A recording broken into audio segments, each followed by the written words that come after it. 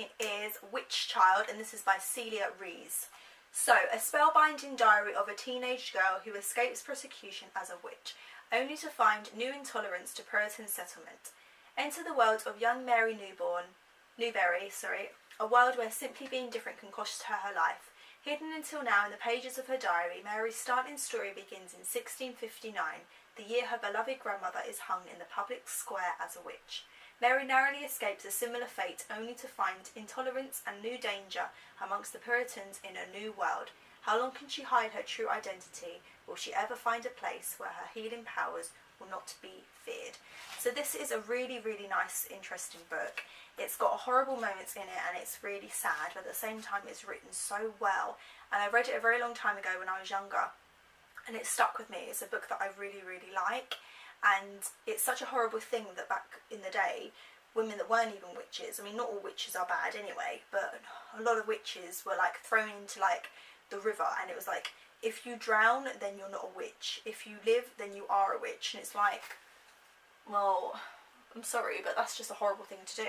So to have like a book like that talks about it, it's really nice. It was a really, really good book.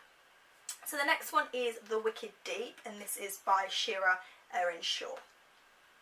Welcome to the cursed town of Sparrow, where 2 centuries ago 3 sisters were sentenced to death for witchery.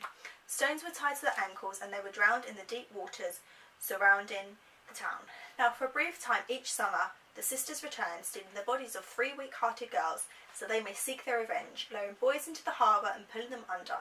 Like many locals, 17-year-old Penny Talbot has accepted the fate of the town, but this year, on the eve of the sisters' return, a boy named Beau Carter arrives, unaware of the dangers he has stumbled into. Mistrust and lies spread quickly through the salty, rain-soaked streets. The townspeople turn against one another.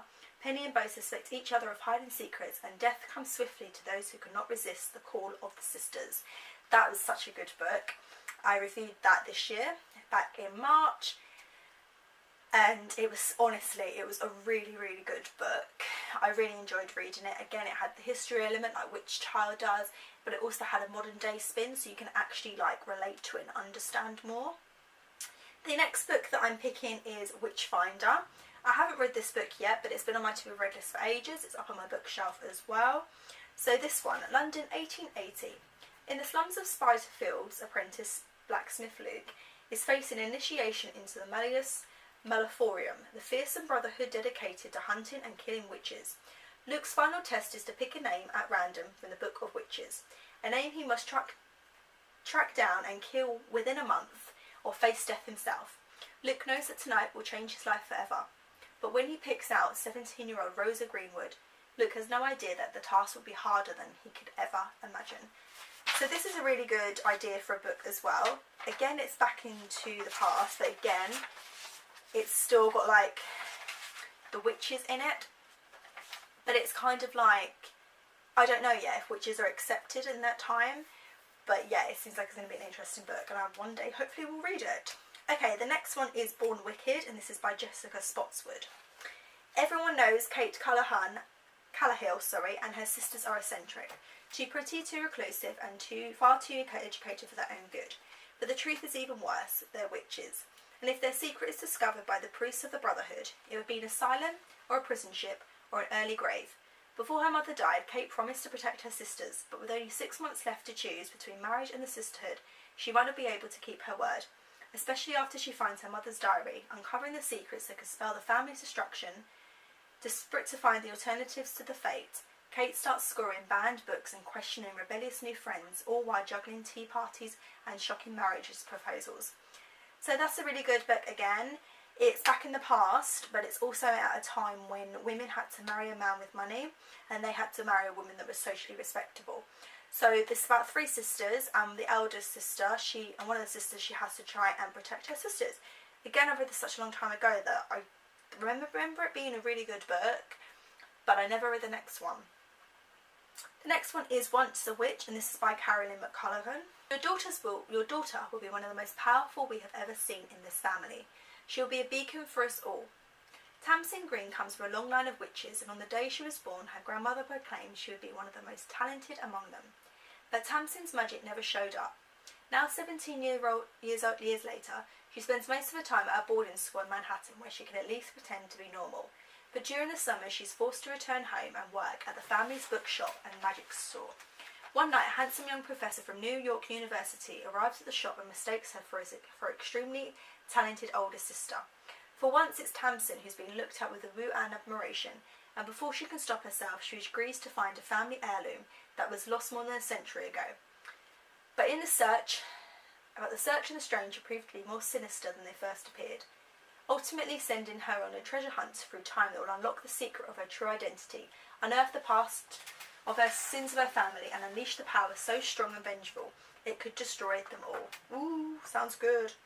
I remember reading that a long time ago. There's a pocket watch scene in the shop and it's really good. So yeah, I remember reading that.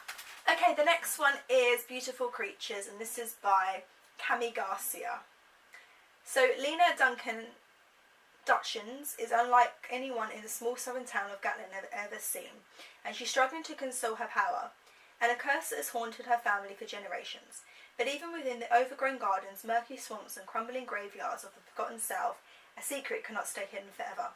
Ethan Wake, who has been counting the months until he can escape Gatlin, is haunted with dreams of a beautiful girl he has never met. When Lena moves into the town's oldest and most infamous plantation, Ethan is inexplicably drawn to her and determined to uncover the connection between them. In a town with no surprises, one secret could change everything. This is actually a film as well. I'm not sure if they're going to be doing the next ones. I hope that they do. But it has got like flashbacks to the past and about how those two characters are linked. And I really like things like that with flashbacks to the past. And again, it has the present element that you can relate to. So the next one I'm doing is Witches of Santa Ana. And this is by Lauren Barnholdt. This is a series of small novels in one book, so they're probably about half a book long. They're not very long at all. So, Natalie Moore is the new girl of Santa Ana Prep, and all she wants to do is fly under the radar, get to her classes, meet a few friends, and try not to make a total fool of herself in the meantime. But when handsome and popular Campbell Elliott goes out of his way to be nice to the new girl, Natalie's plan goes unnoticed at the window. Cam's hot, but he's totally off limits.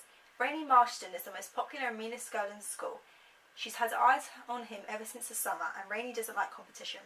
When Cam goes as far as inviting her to an exclusive weekend at Rainey's house, Rainey sets her sight on the new victim. But what Natalia doesn't know is that Rainey and her friends are no ordinary mean girls.